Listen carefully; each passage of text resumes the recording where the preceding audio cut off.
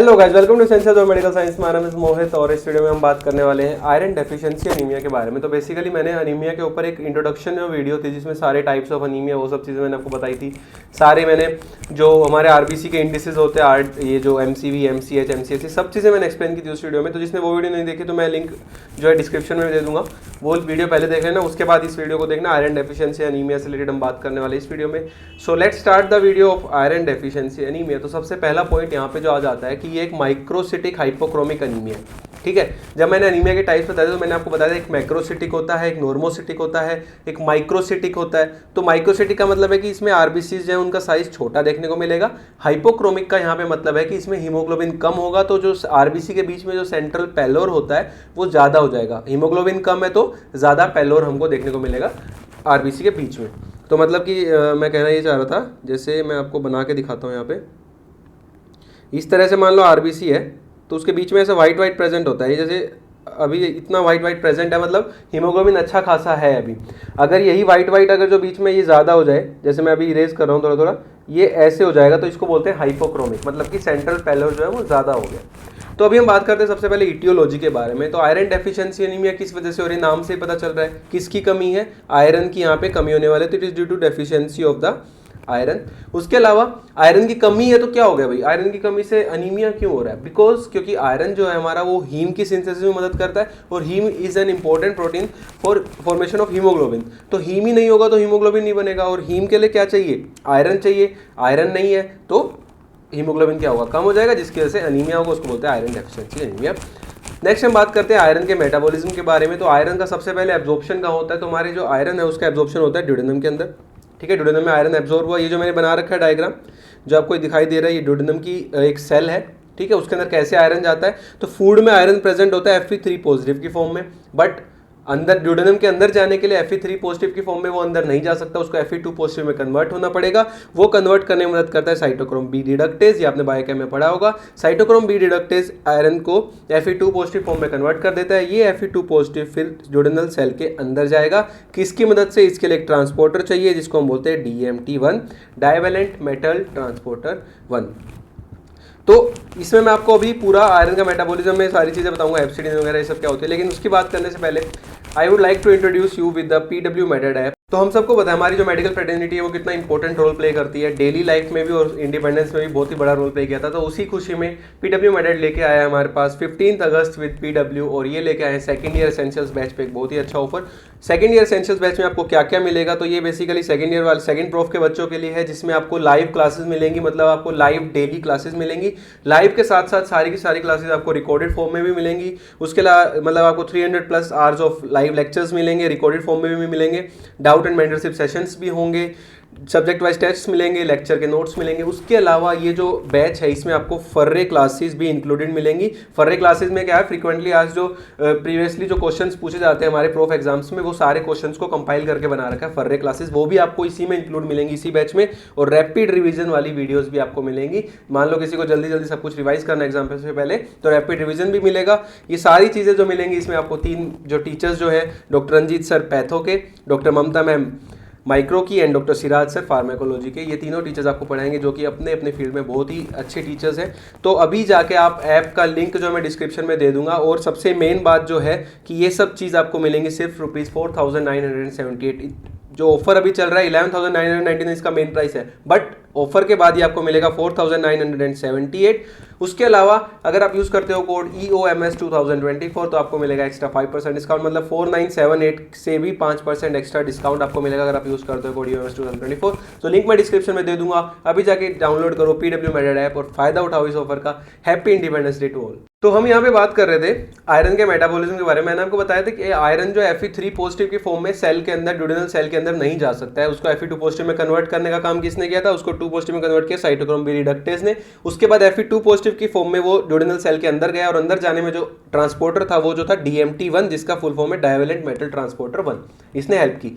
अब Fe2 positive अंदर तो चला गया, बट ड्यूडेनल सेल के अंदर हमको क्या काम है, हमें तो आयरन को भेजना है बोन मैरो में, जहाँ पे हमारे पास सिंथेसिस होगी आरबीसी की, हीम की सिंथेसिस होगी। तो Fe2 पॉजिटिव जो है वो बाहर आ जाता है, ड्यूडेनल सेल से बाहर आ जाता है ब्लड स्ट्रीम में, और Fe2 पॉजिटिव जो है वो इस फॉर्म में नहीं रह सकता, उसको Fe3 पॉजिटिव फॉर्म में फिर से कन्वर्ट होना पड़ेगा। वो कन्वर्ट करने में मदद करता है सेलुलोप्लाज्मिन एंड हेफेस्टिन।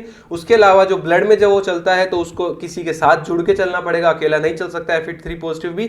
उसके साथ जो है किसके साथ वो जुड़ता है, ट्रांसफेरिन प्रोटीन के साथ वो जुड़ेगा। तो Fe3 पॉजिटिव और ट्रांसफेरिन मिल के साथ में चलेंगे और अल्टीमेटली वो एंटर करेगा किसमें, बोन मैरो में, और फेरिटिन की फॉर्म में वो स्टोर हो जाए। तो अब तक मैंने जो भी बोला उसके बारे में एक चीज देखते हैं। तो सबसे पहले मैंने बोला कि site of absorption of iron क्या थी, डोडेनम थी, ठीक है, ये हमको पता है। ट्रांसपोर्ट फॉर्म ऑफ आयरन क्या है, आयरन किस फॉर्म में ब्लड में चल रही है, it is in the form of transferrin. तो ट्रांसफेरिन के साथ जुड़ के इसको बोलते हैं ट्रांसफेरिन सैचुरेशन वर्ड यूज करते हैं हम।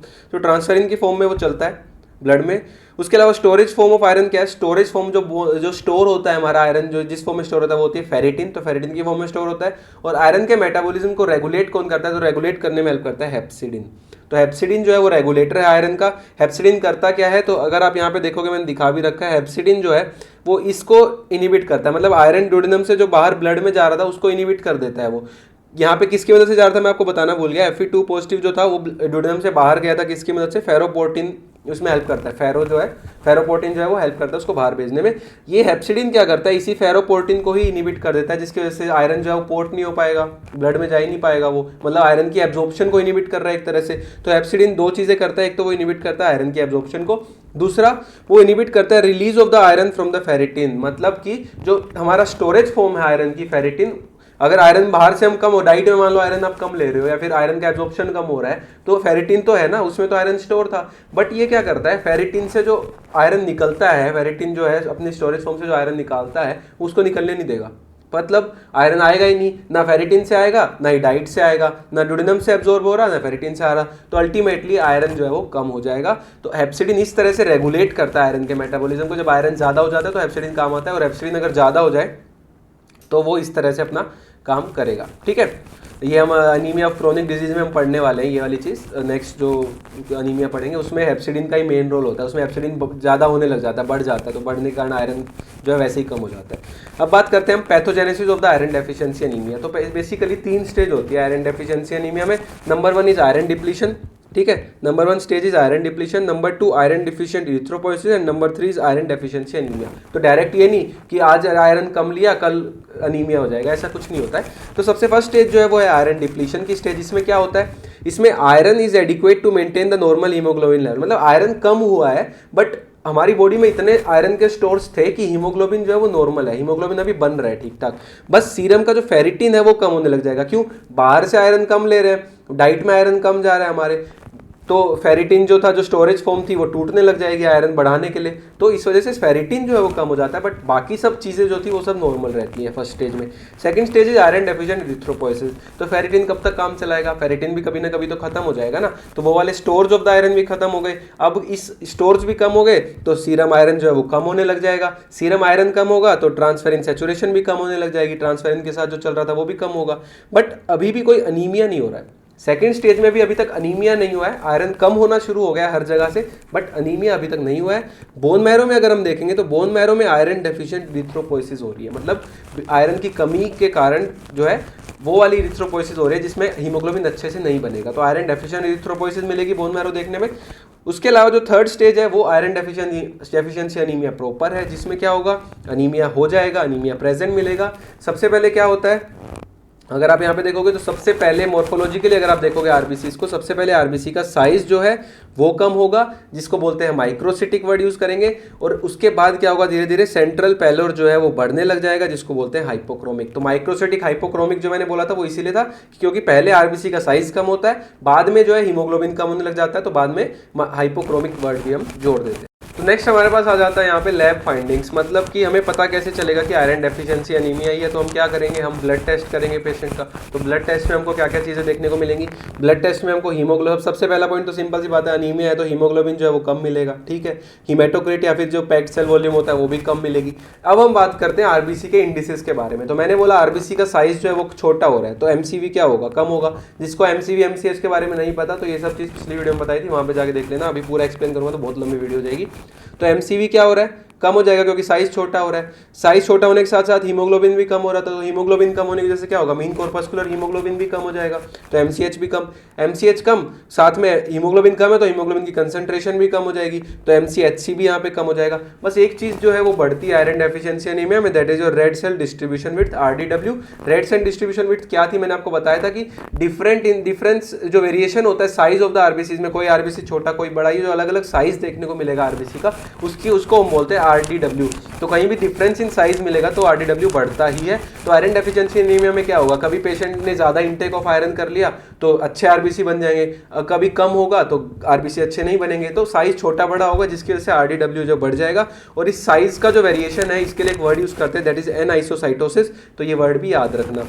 तो ये तो हमने बात कर ली पेरिफेरल ब्लड में क्या क्या चीजें मिलेंगी। उसके अलावा हम आयरन का भी टेस्ट करेंगे, ब्लड आयरन, सीरम आयरन और ये सब चीजें भी चेक करेंगे, उस पर भी आते हैं। बट मान लो हमने ब्लड लिया, पेरिफेरल स्लाइड प्रिपेयर किया, स्लाइड प्रिपेयर करके जब हम देखेंगे तो हमें डब्ल्यूबीसी और प्लेटलेट्स में कोई दिक्कत नहीं मिलेगी, वो सब नॉर्मल मिलेंगे। आरबीसी में क्या मिलेगा, मैंने आपको अभी भी बताया था, आरबीसी अपने को छोटे और कम हीमोग्लोबिन वाले दिखेंगे, माइक्रोसिटिक हाइपोक्रोमिक। डायग्राम में देखोगे तो ये देखो कम हीमोग्लोबिन, सेंट्रल जो व्हाइट है वो बढ़ रखा है, तो सेंट्रल व्हाइट बढ़ गया। उसके अलावा साइज जो है सेल का देखोगे तो छोटा हो रखा है, दैट इज माइक्रोसिटिक हाइपोक्रोमिक। ये देखो यहाँ पे मार्क भी कर रखा है, दैट इज हाइपोक्रोमेटिक सेल, ठीक है। तो माइक्रोसिटिक हाइपोक्रोमिक होगा। उसके अलावा मैंने बोला साइज में वेरिएशन दिखाई देगा, एनाइसोसाइटोसिस। उसके अलावा शेप्स भी अगर आप देखोगे तो अलग अलग आरबीसी की शेप भी अलग अलग हो जाएगी। कहीं कहीं आपको टीयर ड्रॉप सेल्स देखने को मिलेंगे, टीयर ड्रॉप सेल मतलब इस तरह का कुछ सेल्स की शेप ऐसी हो जाएगी। कभी कहीं कहीं आपको देखो इस तरह से पेंसिल सेल्स मिलेंगे, इसको पेंसिल सेल बोलते हैं, ऐसे एलोंगेटेड हो गया, तो पेंसिल सेल्स भी मिल सकते हैं। ये देखो ये रहा tear drop cell, tear drop cell भी मिल सकते हैं, और आरबीसी सर्कुलर जो वाइगोन के आरबीसी वो भी मिल सकते हैं, ठीक है, सब कुछ हो सकता है। तो इसी वजह से इसको बोलते हैं पोइकिलोसाइटोसिस, मतलब variation in the shape of the RBC, ठीक है। ये हो गया पेरिफेरल स्मीयर। नेक्स्ट बात करें, सीरम आयरन प्रोफाइल करेंगे, आयरन चेक करेंगे तो क्या होगा, आयरन तो कम ही, आयरन डेफिशिएंसी एनीमिया है तो सीरम आयरन कम हो जाएगा। आयरन कम है, आयरन के स्टोर्स भी कम हो जाएंगे, और ट्रांसफेरिन सैचुरेशन जिस फॉर्म में आयरन ब्लड में घूमता है वो भी कम हो जाएगा। तो सीरम आयरन भी कम, सीरम फेरेटिन भी कम, ट्रांसफेरिन सैचुरेशन भी कम। बस एक चीज जो है वो बढ़ेगी, that is your TIBC. TIBC is your total iron binding capacity. तो टीआईबीसी क्या है, total iron binding capacity. Simple सी बात है, आयरन कम हो रहा है तो आयरन से बाइंड करने की कैपेसिटी तो बढ़ी जाएगी ना, जैसे ही आयरन मिलेगा वैसे वो कैपेसिटी जो एकदम से भागेंगे वो आयरन से बाइंड करने के लिए, हीमोग्लोबिन बनाने के लिए, तो टोटल आयरन बाइंडिंग कैपेसिटी जो है वो बढ़ जाएगी। तो दो ही चीजें हैं जो इंक्रीज होती हैं आयरन डेफिशिएंसी एनीमिया में, एक तो मैंने आपको बताया रेड सेल डिस्ट्रीब्यूशन विड्थ, दूसरा मैंने आपको बताया total iron binding capacity TIBC, ये दोनों चीज बढ़ती हैं। तो ये हमने बात कर ली लैब फाइंडिंग्स की। उसके अलावा हम लास्ट में बात कर लेते हैं क्या क्या चीजें हैं जो आयरन डेफिशिएंसी एनीमिया कोज करते हैं। तो नंबर 1 तो हो गया कि डाइट में ही आयरन कम हो रहा है, तो डाइटरी डेफिशिएंसी ऑफ आयरन की वजह से हो सकता है। सेकंड, एब्जॉर्प्शन कम हो रहा है, मतलब आयरन तो तुम ठीक ठाक ले रहे हो बट एब्जॉर्प्शन जो है वो कम हो रहा है। तो एब्जॉर्प्शन मैंने बोला ड्यूडेनम में होता है, अगर हमने ड्यूडेनम में ही काट दिया तो आयरन की एब्जॉर्प्शन तो कम होगी ही। तो टोटल या पार्शियल गैस्ट्रेक्टोमी, कोई पेट काट, जो पेट का स्टमक का ऑपरेशन होता है गैस्ट्रेक्टोमी बोलते हैं उसको, तो उसमें ड्यूडेनम को भी हम काट के अलग कर देते हैं, तो उन पेशेंट्स में आयरन डेफिशिएंसी एनीमिया हमको ज्यादा देखने को मिलता है। थर्ड है कि डिमांड बढ़ गया आयरन का, ज्यादा आयरन चाहिए, लाइक प्रेगनेंसी में, लैक्टेशन में, या फिर जो छोटे बच्चे होते हैं उनको ज्यादा आयरन चाहिए होता है, ग्रोइंग चिल्ड्रन में, ठीक है।